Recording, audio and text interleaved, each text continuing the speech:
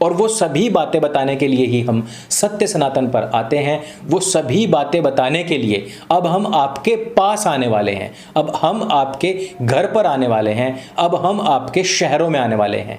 इन सभी मिशन से जुड़ने के लिए, इन सभी मुहिम से जुड़ने के लिए पिन कमेंट में दिए हुए हमारे टेलीग्राम ग्रुप को ज्वाइन करें। 50,000 संख्या वहां पर पूरी होने वाली है। उसके तुरंत बाद ही हम अनाउंसमेंट करेंगे और सीधे आपसे मिलने आपके घर तक जरूर आएंगे।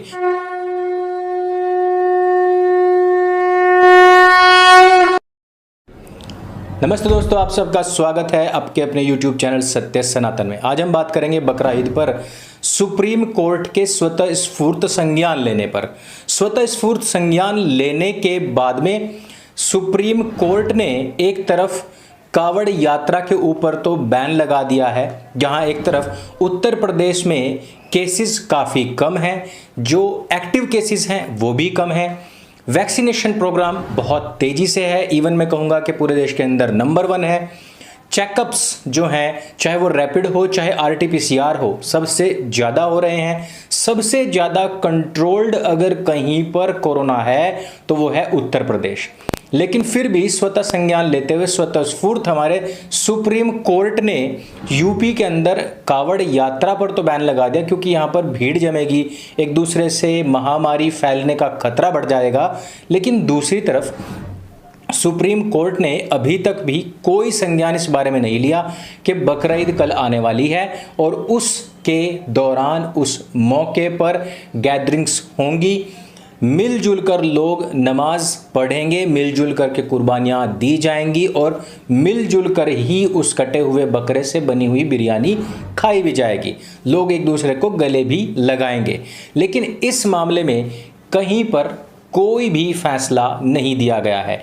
इसके उलट केरल में, जहां पर अभी भी 10% से ज़्यादा एक्टिव केसेस हैं, जहां पर अभी भी वैक्सीनेशन प्रोग्राम बहुत ही स्लो, आई थिंक पंचवर्षीय योजना के तहत लग रहा है, जहां पर इस समय पर कोरोना महामारी के तीसरे कदम तक पहुंच चुके, वहां पर इस बकरीद के लिए स्पेशल छूट दी गई है।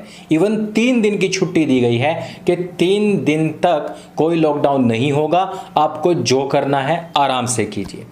तो अगर हम ये देखें कि भारतवर्ष में तुष्टीकरण की राजनीति केवल राजनेता ही नहीं करते, बल्कि हमारे कानून के कोठे भी करते हैं, बल्कि मीडिया वाले भी करते हैं, बल्कि कराची वुड भी करता है, और इन सब की इस तुष्टीकरण का प्रभाव अब जन सामान्य पर भी दिखने लगा है कि अगर आप किसी सामान्य व्यक्ति से पूछेंगे कि भाई आप कावड़ लेकर नहीं जा पा रहे, लेकिन दूसरी तरफ अगर बकरीद हो रही है तो इस पर आपका क्या मानना है, तो वो कहेंगे कि हमारी चाहे ऐसी तैसी कितनी भी कर लें, लेकिन भाई उनका त्यौहार है, मनाने देना चाहिए। यानी कि आप अपने अधिकारों के लिए, अपने हक के लिए लड़ना ही जब भूल जाएं, जब आप अपने हक की आवाज़ ही उठाना भूल जाएं, उस समय पर यह देखना बड़ा ही दिलचस्प हो जाता है कि आप लोगों के पीछे, आपकी मेंटेलिटी को चेंज करने के पीछे किन किन रास्तों से आपके दिमाग के अंदर घुसा गया है और किन किन जरियों से, जो मैंने जरिए आपको बताए, इन सब जरियों से ही आपका ब्रेन वॉश किया जाता है। और आपका बहुत बड़ा ब्रेन वॉश हमारी बहुत बड़ी बड़ी संस्थाएं जो हिंदुओं के लिए काम करने का दावा करती हैं, उन्होंने भी ये ब्रेन वॉश किया है। संगठन, ऐसे ऐसे संगठन जो हिंदुत्ववादी हैं, वो क्या कहते हैं? वो कहते हैं कि कुरान के अंदर कहीं पर भी गाय को ज़िबा करने की बात ही नहीं कही गई है। कुरान के अंदर तो गाय की संरक्षा की बात की गई है। अरे देखिए, मोहम्मद साहब ने तो हदीसें दी हैं कि गाय को कभी मारना और काटना ही नहीं चाहिए, और इस तरीके के बहुत सारे पोस्टर्स भी छपे और इस तरीके की बहुत सारी वीडियोज़ भी बनवाई गई थी। लेकिन क्या आपको पता है दोस्तों, कुरान के अंदर एक बहुत बड़ा सूरा है, यानी कि अध्याय है, और उसका नाम है सूरा अल बकरा। और ये जो बकराह है, बकराह को यदि आप इंग्लिश में देखें या फिर हिंदी में देखें तो इंग्लिश में काऊ होता है, और अगर हिंदी में देखें तो गाय होता है। और ये मैं नहीं कह रहा हूँ, अगर आप कहीं पर भी गूगल भी सर्च करेंगे द कुरान को, द कुरान का जो दूसरा सूरा है अल बकराह, उसके नीचे लिखा हुआ होगा द काऊ। अब ये जो द काऊ वाला चैप्टर है, इसमें है क्या? इसमें एक जगह पर खुद अल्लाह मियाँ गाय को ज़िबा करने का आदेश दे रहे हैं। अर्थात जो मुसलमानों की पवित्र पुस्तक है, उसी में ही स्पेशली हिंदुओं की आस्था को आघात पहुंचाने का कार्य किया गया है। और इसके लिए आपको आयत संख्या 267 देखनी चाहिए। 267 में क्या लिखा है आप पढ़ सकते हैं।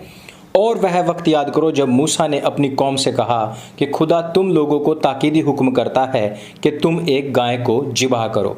यहाँ पर जो मूसा है वो अपनी कौम से कह रहा है कि खुदा तुम लोगों को ताकीदी का हुक्म करता है। खुदा कहीं पर किसी को डायरेक्टली आकर के कोई हुक्म नहीं करते, बल्कि वो अपने नबियों के माध्यम से अपने देवदूतों को भेज करके अपने संदेशों को सुनाते हैं। और मूसा कौन है? मूसा वही है जो यहूदियों, ईसाइयों और मुसलमानों का एक कंबाइन नबी है। तो मूसा इस बात को बता रहे हैं कि अल्लाह मियाँ ने इस तरीके का आदेश किया। और यह जो आयत मिलेगी आपको, ये ओल्ड टेस्टामेंट में भी मिलेगी, तौरात आदि भी पुस्तकों में मिलेगी, क्योंकि वहीं से ही कुरान पूरी तरीके से कॉपी पेस्टेड है। कुरान की जो अपनी खुद की आयतें हैं वो कौन सी मैं बता देता हूँ। वो कुछ एक वो आयतें हैं जब मोहम्मद और उनके चाचा का आपसी झगड़ा हो रहा है। आपने कभी देखा होगा कुछ महिलाएं जो होती हैं गांव में, जो बहुत ही अनपढ़ और बिल्कुल ही बूरिश जो होते हैं लोग, उनमें दहलीज पर खड़े होकर के आपस में छींटाकशी और तानाकशी होती है। तो क्या आपने कभी सोचा है कि इस तानाकशी को, इस झगड़े को, इन स्क्वेरल्स को कभी भी आप किसी पुस्तक में लिख सकते हैं? इवन किसी भी पुस्तक में जो कि एक बार लिखी गई और अलमारी में डाल दी गई, जिसको किसी ने नहीं पढ़ा है कभी भी, क्या आप लिख सकते हैं? ऐसा नहीं हो सकता है। लेकिन आपसी जो तानाकशी है, आपसी जो छींटाकशी है, आपसी जो लड़ाई होती है, बहुत ही आम सी लड़ाई, एक दूसरे को गाली देना, गलौज करना, ये लड़ाई इस पवित्र तथा कथित पवित्र पुस्तक में है। अंतिम पृष्ठों पर आप उसको देख सकते हैं, वहाँ पर वो लड़ाई आपको मिल जाएगी। और यही इसकी अपनी इन्वेंशन है, यही उसकी अपनी खोज है।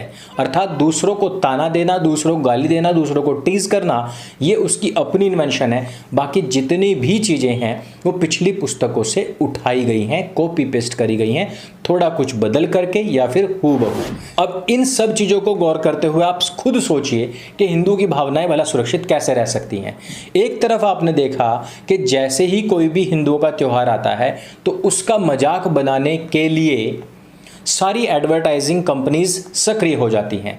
जैसे ही हिंदुओं का कोई त्यौहार आता है तो सुप्रीम कोठा हमारा तैयार हो जाता है दही हांडी की हाइट नापने के लिए। जल्लीकट्टू जैसे त्योहारों में पशुओं के ऊपर होने वाली हिंसा का वकील बनके वो खड़ा हो जाता है होली पर कि पानी का बहुत ज़्यादा व्यय होता है, लोगों को तो पानी ही पीने को नहीं मिल रहा है। वो खड़ा हो जाता है महाशिवरात्रि पर कि लोगों को दूध पीने को नहीं मिल रहा है। लेकिन वो कभी खड़ा नहीं होता उस बकरा ईद के ऊपर कि जब वो कह सके कि इस समय पर भी पानी का सबसे ज़्यादा दुरुपयोग होता है, इस समय पर सर्वाधिक हिंसा होती है, इस समय पर क्षेत्रों में सर्वाधिक प्रदूषण होता है, और ये जो जितने भी अवशेष बचते हैं पशुओं के, वो हिंदुओं के क्षेत्रों में फेंक दिए जाते हैं सड़ने के लिए। इससे दूसरे लोगों की भावनाएं आहत होती हैं। वहाँ पर किसी को कोई ज्ञान नहीं आता, लेकिन भावनाओं को आहत करने के लिए 1400 साल पहले एक किताब लिखी गई जिसमें सीधे गाय को ज़िबह करने का आदेश दिया गया, और जहाँ से आज के मुसलमानों को इंस्पिरेशन मिलती है गाय को ज़िबह करने के लिए। इस तरीके से वो सारी बातें झूठी साबित हो जाती हैं, जहाँ पर आपके तथाकथित हिंदूवादी संगठन, ऐसे स्वयं सेक्युलर संगठन जो हैं, वो कहते हैं कि मुसलमानों की किसी भी किताब में गाय को ज़िबह करने की बात नहीं लिखी है। ये सारे के सारे दावे ध्वस्त हो जाते हैं। उन सभी लोगों के दावे ध्वस्त हो जाते हैं जो कहते हैं कि हम समानता अपने मन में रखते हैं प्रत्येक व्यक्ति के प्रति, हम कहीं पर भी रंग भेद, जाति और धर्म देखकर व्यवहार नहीं करते। ध्वस्त होता है हमारा कानून व्यवस्था जो कावड़ यात्रा के ऊपर तो बैन लगाता है लेकिन बकरीद पर बोलने से डरता है। ऐसी ही और भी बहुत सारी बातें हैं दोस्तों, जहां पर हमें पता लगता है कि बहुसंख्यक हिंदू समाज के साथ में आज भी सौतेला व्यवहार होता है। और वो सभी बातें बताने के लिए ही हम सत्य सनातन पर आते हैं। वो सभी बातें बताने के लिए अब हम आपके पास आने वाले हैं, अब हम आपके घर पर आने वाले हैं, अब हम आपके शहरों में आने वाले हैं। इन सभी मिशन से जुड़ने के लिए, इन सभी मुहिम से जुड़ने के लिए पिन कमेंट में दिए हुए हमारे टेलीग्राम ग्रुप को ज्वाइन करें। 50,000 संख्या वहां पर पूरी होने वाली है, उसके तुरंत बाद ही हम अनाउंसमेंट करेंगे और सीधे आपसे मिलने आपके घर तक जरूर आएंगे और वहां हम आपको वो सारा सिलेबस देंगे जहां आपको पता लग पाएगा कि आपके अधिकार, आपके हक क्या हैं और वो किस तरीके से आपसे छीने जा रहे हैं और किस प्रकार आप उनको रिक्लेम ही नहीं बल्कि उनको हासिल भी कर सकते हैं। तो दोस्तों हमारे साथ में बने रहिए। ये वीडियो आपको जानकारी से भरपूर लगे तो उसको सबके साथ में शेयर अवश्य करें। मेरे संग बोले सत्य सनातन वैदिक धर्म की जय। जय हिंद, वंदे मातरम।